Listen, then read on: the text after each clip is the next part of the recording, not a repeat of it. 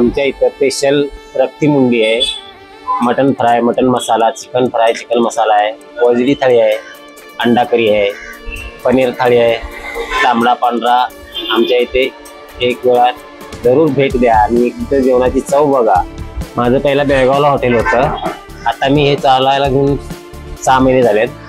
बिंदू चौक रोडला पद्मा टाकी समोर, तुम्ही अवश्य एक वेळा भेट द्या मला।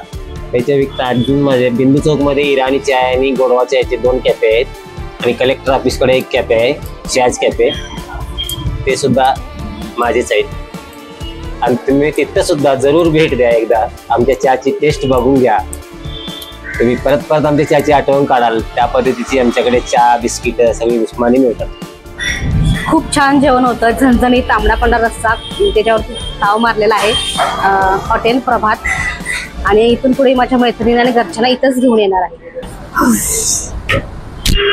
पोट गरगरीत झालेलं आहे आणि अतिशय चव आहे। तुम्ही पण नक्की इथे एकदा व्हिजिट करा हॉटेल प्रभातला, रॉयल टॉकी शेजारी हॉटेल प्रभात।